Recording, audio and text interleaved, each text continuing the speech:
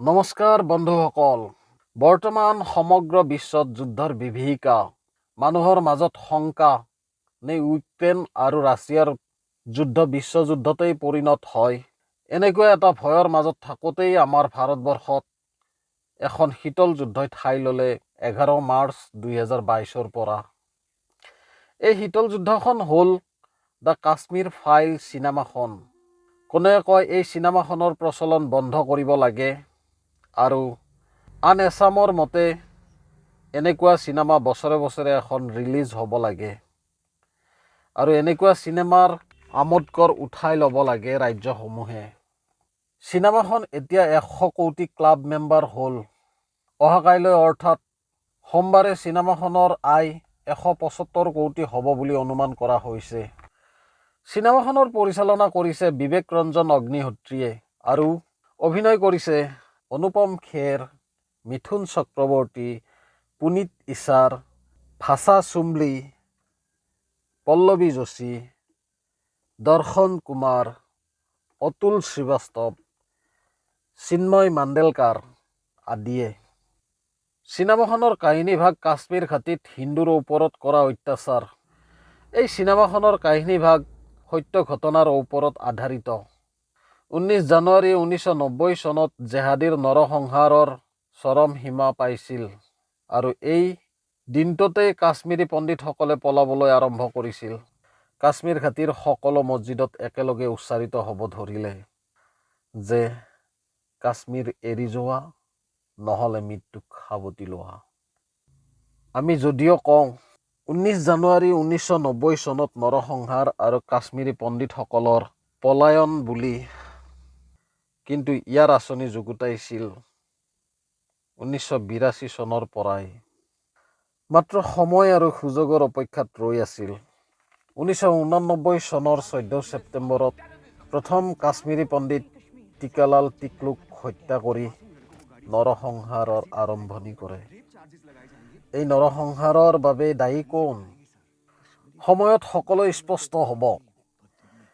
চিনেমাৰ সমৰ্থনত যিদৰে মানুহ ওলাই আহিছে, ঠিক তেনেদৰে বিৰোধিতাও দেখিবলৈ পোৱা যায়। ভাৰতীয় জাতীয় কংগ্ৰেছ, কপিল শৰ্মা, ফাৰুক আব্দুল্লা, অমৰ আব্দুল্লা, মেহবুবা মুফতি আৰু অসমৰ ধুবুৰীৰ সাংসদ বদৰুদ্দিন আজমল আদি বহুতো ব্যক্তিয়ে চিনেমাখনৰ প্ৰচলন বন্ধ কৰিবলৈ দাবী জনাই আহিছে। এই কাশ্মীৰ ফাইল চিনেমাখনত ভাৰতৰ গৃহমন্ত্ৰী মাননীয় অমিত শ্বাহ আৰু মাননীয় প্ৰধানমন্ত্ৰী শ্ৰীমান নৰেন্দ্ৰ মোদী ডাঙৰীয়াই খোলাখুলিকৈ সমৰ্থনত ওলাই অহা দেখা যায়। চিনেমাখনৰ সমৰ্থনত কি কৈছে মাননীয় প্ৰধানমন্ত্ৰী ডাঙৰীয়াই, তেখেতৰ মুখেৰে শুনো আহক। इन दिनों आपने देखा होगा कश्मीर फाइल फिल्म की चर्चा चल रही है और जो लोग हमेशा फ्रीडम ऑफ एक्सप्रेशन के झंडे लेकर के घूमते हैं वो पूरी जमात बौखला गई है पिछले 5-6 दिन से। और ये फिल्म का तथ्यों के आधार पर, आर्ट के आधार पर उसकी विवेचना करने के बजाय उसको डिस्क्रेडिट करने के लिए बड़ा मुहिम चलाया। आपने देखा होगा एक पूरी इकोसिस्टम कोई सत्य उजागर करने का साहस करे, उसको जो सत्य लगा उसने प्रस्तुत करने की कोशिश की, लेकिन उस सत्य को न समझने की तैयारी, न स्वीकारने की तैयारी है, न ही दुनिया इसको देखे इसके लिए उनकी मंजूरी है। जिस प्रकार का षड्यंत्र पिछले 5-6 दिन से चल रहा है। मेरा विषय कोई फिल्म नहीं है, मेरा विषय है कि जो सत्य है उसको सही स्वरूप में देश के सामने लाना देश की भलाई के लिए होता है। उसके कुछ कई पहलू हो सकते हैं, किसी को एक चीज नजर आती है, किसी को दूसरी नजर आएगी। जिनको लगता है कि ये फिल्म ठीक नहीं हुआ अपनी दूसरी फिल्म बनाए, कौन मना करता है? लेकिन उनको हैरानी हो रही है कि जिस सत्य को इतने सालों तक दबा करके रखा उसको तथ्यों के आधार पर जब बाहर लाया जा रहा है और कोई मेहनत करके ला रहा है तो उसको पूरी इकोसिस्टम लग गई है, पूरी इकोसिस्टम लग गई है। और ऐसे समय जो सत्य के लिए जीने वाले लोग हैं, उन्होंने सत्य के खातिर खड़े होना उनकी जिम्मेवारी होती है। और ये जिम्मेवारी मैं आशा करूंगा सब लोग निभाएंगे। हमारे देश का दुर्भाग्य है जी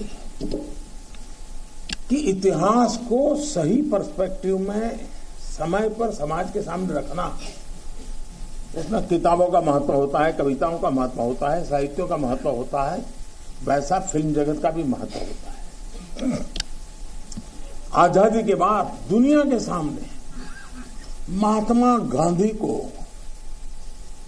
सचमुच में सारी दुनिया मार्टिन लूथर किंग की बात करता है, सारी दुनिया नेल्सन मंडेला की बात करता है, लेकिन दुनिया गांधी की चर्चा बहुत कम करता है।